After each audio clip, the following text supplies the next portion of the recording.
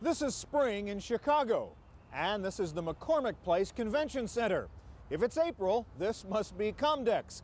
Today we'll show you the newest PC hardware and software on display at Spring Comdex, from multimedia to Windows, from pen-based computers to color notebooks and more on this special edition of the Computer Chronicles.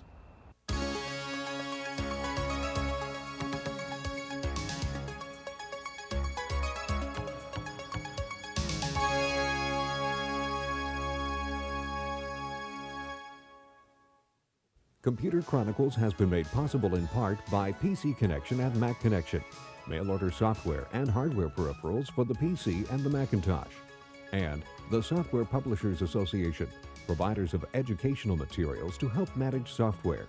Don't copy that floppy.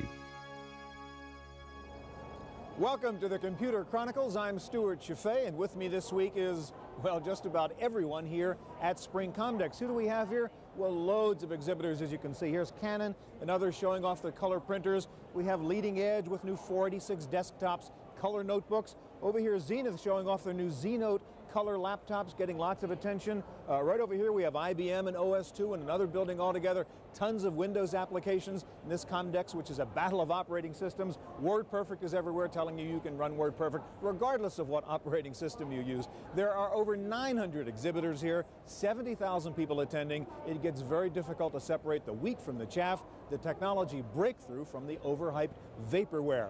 So to help get started, we'll talk to an expert and get the opinion of Stewart Cheifet, computer industry analyst and editor. Alsop is editor-in-chief of InfoWorld magazine. In his view, IBM's new multimedia platform was the headline at this Comdex. Probably one of the more interesting things is IBM's announcement of a new platform, the Multimedia platform, where they started talking about having a certain level of machine, and that level of machine, you know, is capable of running OS2, which takes a lot of disk space and memory and so on and so forth. But more interesting is that the base level machine, the multimedia machine, is capable of running video. And so they have this software-only decompression of video that's very interesting, because everybody knows that Apple's been doing a big deal with the Macintosh and QuickTime and making a big deal out of video. But when you sit there in front of a Macintosh, you get this tiny little 2-inch screen that runs kind of slow, and it's kind of jerky if you don't get everything just right. IBM's now able to demonstrate a screen that's about twice as big, that's higher resolution and more colorful, and that's steady on a regular basis. In portable computers, Alsop says the most interesting part of Comdex was the introduction of color notebooks. Color probably is the big story here in the notebook category. It's still relatively expensive. It takes relatively more power, so it shortens the battery life, and it compromises the functionality of notebooks. But my feeling is that Zenith has really scored the best here. You know, there's always one company that kind of stands out at a show. I like their Z-Note 386 LC, which is a relatively lightweight, you know, well-powered machine that has a nice, crisp color display for only $5,000. And so I think they've scored the best. The big headline out of Comdex was the introduction of Windows 3.1, but Alsop says that the PR spin was more than the facts could justify. Windows 3.1 amounts to something more than a bug fix of Windows 3.0. I mean, I don't want to be negative about it, because it is a fine product, but it fixes holes in Windows rather than advancing things in a major way. So I don't think it's going to change, you know, the acceptance of Windows. It'll make it a little more acceptable in corporations, and people will have an easier time using it. You won't get unrecoverable application errors all the time, and so on and so forth. But it just enhances the experience as opposed to changing. For the Computer Chronicles, I'm Janelle Stelson.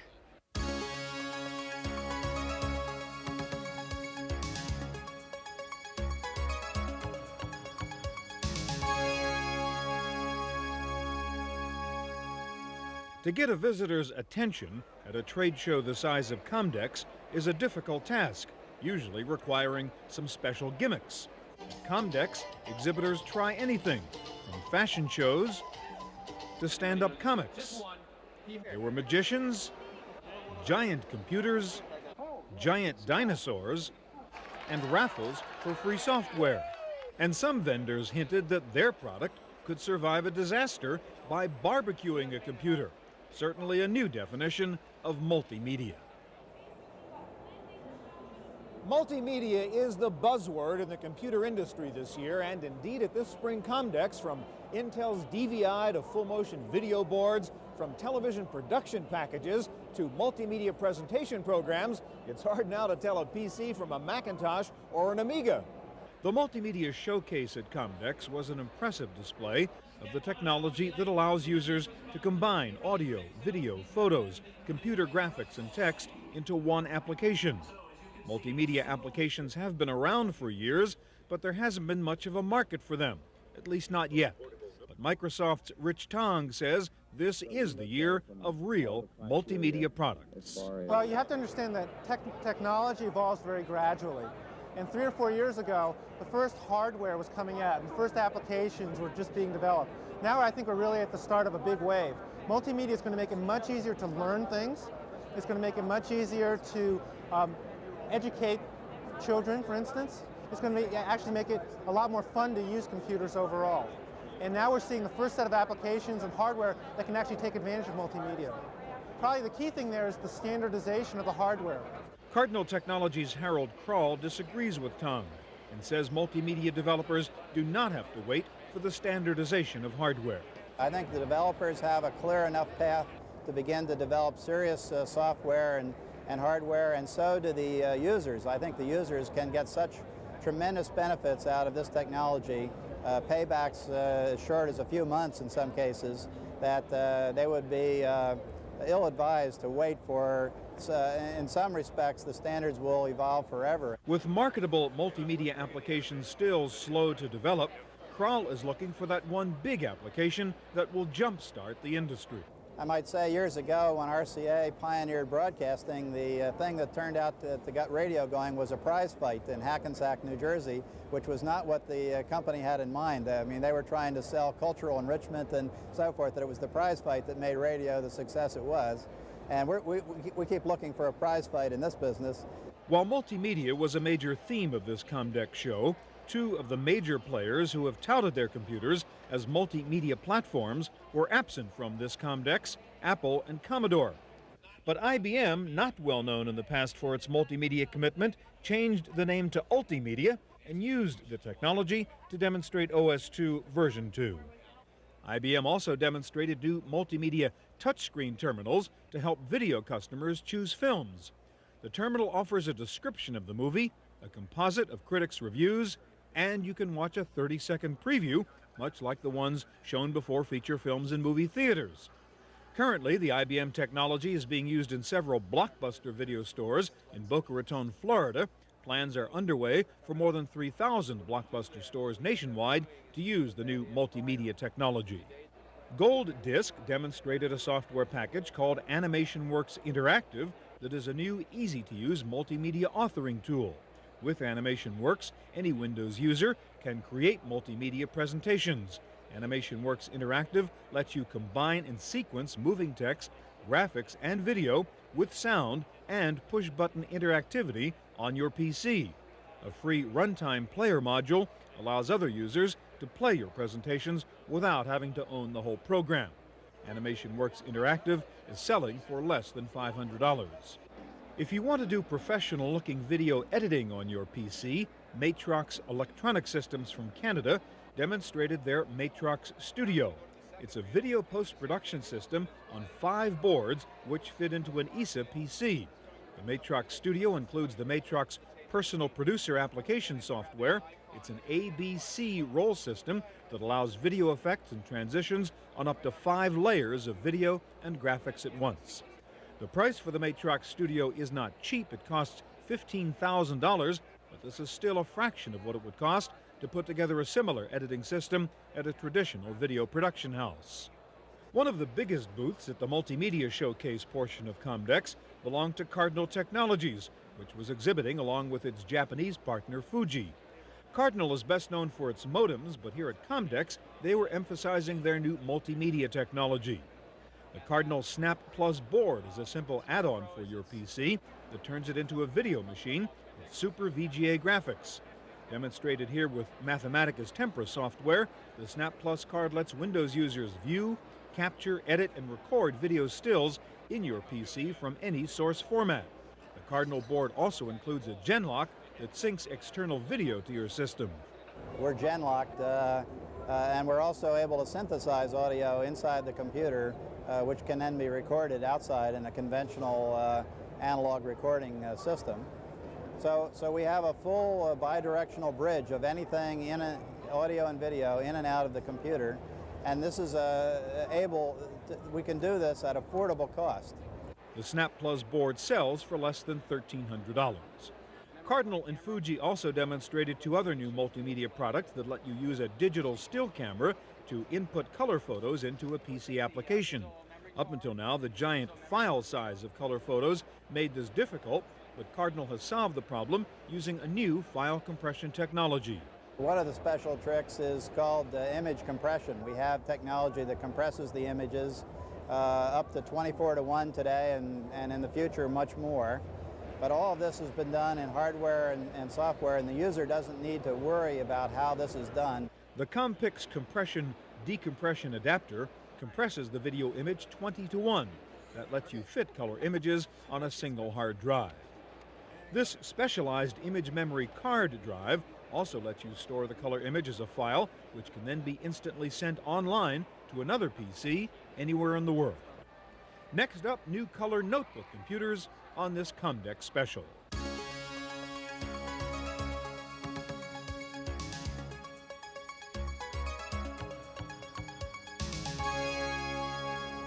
We eat on the road, we make phone calls from our car, we send faxes from airports. It's no wonder we all want one of these. We want to be able to compute while we're on the road also. It's hard to find anyone these days who isn't in the market for a new notebook computer. What's new in portable computing here at this spring Comdex? Well, there is pen-based input, mini notebooks, and color, color, color. The crowd pleaser in color laptop computers was this Z-Note 325 LC from Zenith. It's a 386 PC that runs at 25 megahertz. Despite all its features, the Z-Note laptop weighs only 6.5 pounds. It includes a 120 megabyte hard drive and 4 megs of RAM. The Active Matrix VGA display is bright and easy to see. The Z-Note series of notebook PCs from Zenith features two other innovations. To simplify connecting your laptop to desktop peripherals, Zenith introduced the ReadyDesk Port Replicator. At only $150, it's a cost-effective alternative to traditional docking systems. The Z-Note portables also incorporate an Intel chip that offers built-in LAN capability. Pre-configured client shells are installed on the hard drive to provide plug-and-play networking. Toshiba opted for speed over design innovation. It unveiled its new 486 color laptop. The T4400 SXC notebook runs at 25 megahertz. The display is an Active Matrix Super VGA screen with 640 by 480 resolution. Toshiba says its color notebook will get 3 hours on a battery, and that in itself is quite an achievement. The key obstacles in delivering this technology to the marketplace were power consumption. The 486 architecture is a fairly power-intensive architecture compared to the 386 architecture of current state-of-the-art notebooks.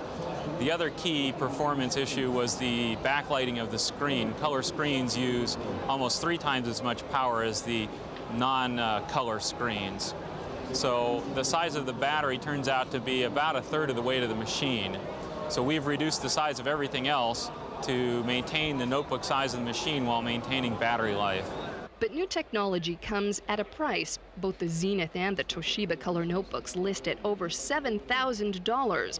At that price, the obvious question is, why do you need a color laptop? The driving factor that you'll see for color on portables is technology like Windows 3.1 that's introduced here at the show as shipping. A graphical user interface like Windows 3.1 is much easier to use in color. The other thing that we see it used for a lot is presentation work. Making color presentations is a major use for the 4400 based on our early customers. If you're still not convinced you need a color portable, how about a pen-based computer? Several companies are betting you won't want to fumble with a keyboard when you can point and draw directly onto the computer screen. The availability of the new Windows 3.1 for pen computing has brought new software applications to the pen-based portables. Calcomp showed off its new display pad technology, which uses electromagnetic sensors to detect pen pressure and angle. This pad's sensitivity makes it a good computer for artists, as well as a reliable platform for signature verification. Information written on the display pad can be simultaneously displayed on a standard PC monitor. The Travelite Pen Portable from DFM goes one step further and provides digital audio record and playback capability.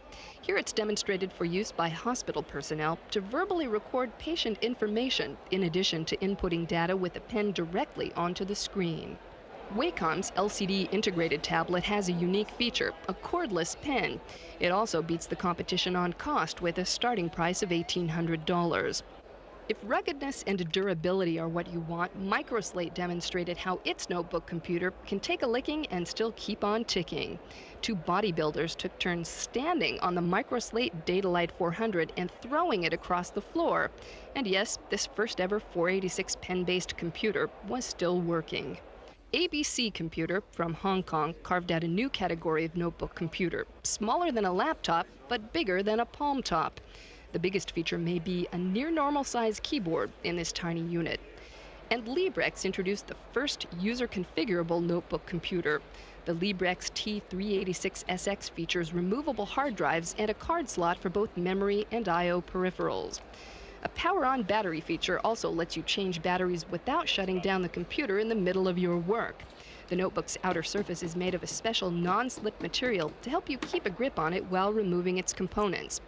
IBM also showed off a new pen notebook, but Big Blue's attention was not on portable computers, it was on operating systems. The OS2 versus Windows story is next.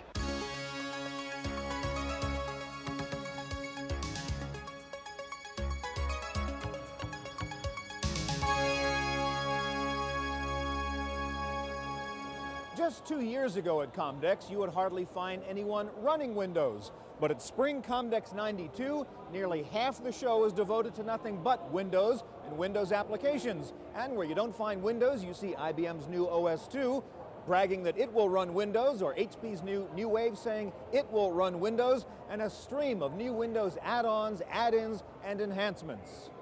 Comdex had never seen so much attention paid to operating systems, those invisible engines that run inside a computer. But at this Comdex, it was an operating system war, with IBM pitted against Microsoft.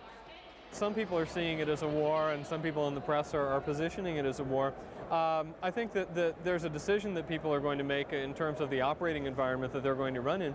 But in terms of applications, there's no reason you can't run your Microsoft Windows applications on top of OS2 2.0. We'll run them better, and that's what we're here to show. So in terms of the Deep Pockets battle, we have a premier operating system here, a top-notch product, and we're marketing it as such. And we think that just based on the interest we've been having here, that the market is going to really respond to OS2 2.0. But Microsoft sees it another way. They say OS2 requires more computer power than most users have, and that Windows is the platform of choice for the typical 386 user. We think Windows is very well designed for that. That's exactly our design point. Now, there are other companies in the market, from companies that make workstations using Unix, all kinds of different things. IBM has a number of product offerings that are also trying to work in the market and find a base of customers. And we just think that for other companies to be successful, they're going to have to fit the same kind of market requirements if they want to become a standard operating system. And that is, you need to run on computers that people own today, 2 to 4 megabyte 386s. IBM had the advantage of being in the unusual role of underdog at this Comdex, and editor Stewart Cheifet says that has helped Big Blue win some support. The battle has really been, since they stopped being friends a couple of years ago, the battle's really been for IBM to find a way to compete in a marketplace that it's never really understood, that it's never taken to heart. And so the struggle over the past year with OS2 2.0 has been for IBM to understand how you develop personal computer software, how you test it, how you deal with your customers. And so the remarkable thing, and probably the surprising thing at this particular show, has been the customer reaction to OS2. You run around and you kind of overhear people watching the demos, and you can kind of get an undercurrent of, gee, it looks like IBM is beginning to understand what it's doing. IBM tried to get users to fall in love with OS2 by setting up a free test drive center at Comdex where you could sit down and play with OS2 version 2. Generally, the comments were favorable if you had enough computing power to support OS2. Microsoft almost upstaged its own product introduction by offering sneak previews of the next generation of Windows, Windows 3.2, also known as Windows NT for new technology. The soon-to-be-released Windows upgrade supports full 32-bit computing, as does IBM's current version of OS2. In fact, several developers were demonstrating their Windows NT applications at the same time Microsoft was pushing 3.1. There were several innovative new products here designed specifically for Windows, among them 2 new software packages that let you run your PC under Windows by using a fax machine as an input device. Xerox demonstrated Paperworks, a program that lets you design sheets of paper with special hash marks that can be read by a fax machine and understood by your computer. The Paperworks forms can be slipped into any fax machine anywhere, and they can instruct your PC to store, send, or retrieve any data that's on your hard drive. Cardiff Software introduced a slightly different fax input system called Teleform. What the Cardiff system lets you do is enter data through a fax machine into a computer database, and the software automatically turns the graphic images of the fax machine into real data files, which can then be manipulated in a database software program. In addition to new Windows applications, there were also new software products aimed at helping Windows users. Ziff's on-site support database is a CD-ROM with technical support information on Windows, DOS, and a long list of PC applications. It's updated monthly for subscribers. It includes technical notes by software publishers. An annual subscription is about $1,300. Kyocera got lots of attention with its new EcoSys printer for the environmentally conscious. The toner powder is dropped in by a non-polluting cartridge that fits over the toner bin, and the cartridge itself can then be buried or incinerated without causing any pollution. In addition to its environmental appeal, the new Kyocera laser printer also saves you money. Kyocera says the price per page is 75% less than with other laser printers, less than a penny per page because of the recyclable toner cartridge. Ergonomics was the big sidebar story at Comdex. American Optical showed off its True Vision Technica eyeglasses, otherwise known as the computer glasses. The glasses are designed to allow users who wear bifocals to easily focus on the computer screen and on your papers without having to peer over frames or bifocal lines. Finally, if you're worried about a bad back or carpal tunnel syndrome from too much time at the computer, Forminco showed off this ergonomically designed leather computer chair. The chair and desk are designed to help you avoid repetitive strain injuries, keep you productive, and keep you coming back for more hardware and software. Roaming the aisles at Comdex is in some ways like venturing into a high-tech Alice in Wonderland, where this wonderful computer industry has somehow managed to convince us that obsolescence is a feature. For it seems the theme at every new Comdex is that everything we just saw at the last Comdex 6 months ago is now outdated and needs to be fixed. In the auto industry, that's called a recall, and they pay to fix it. In the computer industry, it's called an upgrade, and we pay to fix it. At Spring Comdex in Chicago, I'm Stewart Cheifet for the Computer Chronicles.